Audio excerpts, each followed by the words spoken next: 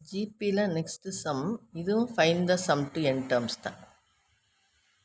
Fine the sum to n terms, infinity கிடையாது. இதை நல்லா நீங்கள் நோட் பண்ணிக்கணும். சம் டு என் டேர்ம்ஸ் அப்படின்னு, ஏன்னா இன்ஃபினிட்டினா வேறு ஃபார்முலா இருக்குது.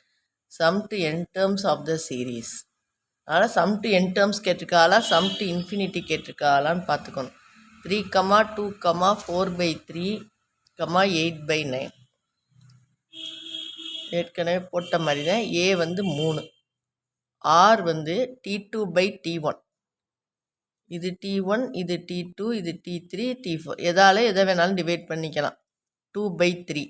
இந்த 2/3ங்கிறது வந்து லெஸ் தேன் 1, பாயிண்ட் சம்திங் தான் வரும். லெஸ் தேன் 1, அதாவது ஏ 3, ஆர் 2/3, ஆனால் ஆர் வந்து லெஸ் தேன் 1. இந்த 3 கண்டிஷனையும் நீங்கள் கண்டுபிடிச்சி வச்சுக்கணும். ஆரை கண்டுபிடிச்சா மட்டும் பத்தாது. சம் ஆஃப் இன் டேர்ம்ஸ்க்கு அது லெஸ் தேன் 1 கிரேட்டர் தேன் 1 பார்க்கணும்.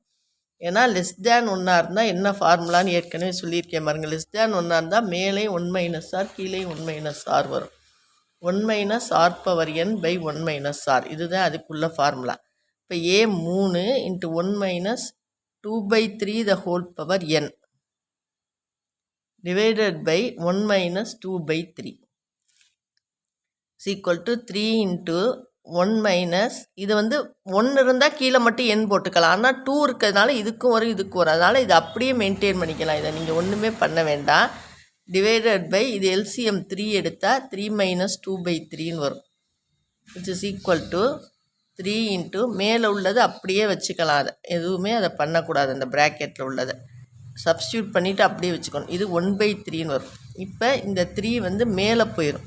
அப்போ இது 9ன்னு வந்துடும். 9 × 1 - 2/3 த ஹோல் பவர் n. இதுதான் சம் டு என் டேர்ம்ஸ்க்கு உள்ள ஆன்சர்.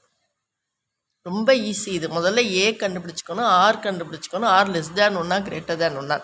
லெஸ் தேன் 1னா a × 1 - r/n/1 - r. Greater than 1 இது ரெண்டும் அப்படியே r/n - 1ன்னு வரும். இது r - 1ன்னு வரும். அவ்வளோதான். அப்புறம் ஏக்கு சப்ஸ்டியூட் பண்ணிக்கணும். இதுலேயும் ஆருக்கு சப்ஸ்டியூட் பண்ணணும். 1ன்னு இருந்தால் மட்டும்தான் கீழே உள்ள டினாமினேட்டருக்கு மட்டும் என் போடணும். இது 2ன்னு இருக்கிறதுனால ரெண்டுக்குமே வர்றதுனால இது அப்படி ஒன்றுமே டிஸ்டர்ப் பண்ணக்கூடாது. அப்படி வச்சுட்டு கீழே 1 - r போட்டு இதுக்கு எல்சிஎம் எடுத்து அதை மேலே ரெசிப்ரோக்கலாக கொண்டு போகணும். 1/3 இந்த 3 மேலே போயிடும். 9 × 1 - 2/3 த ஹோல் பவர் n தான் இதனுடைய SN ஃபார்முலா.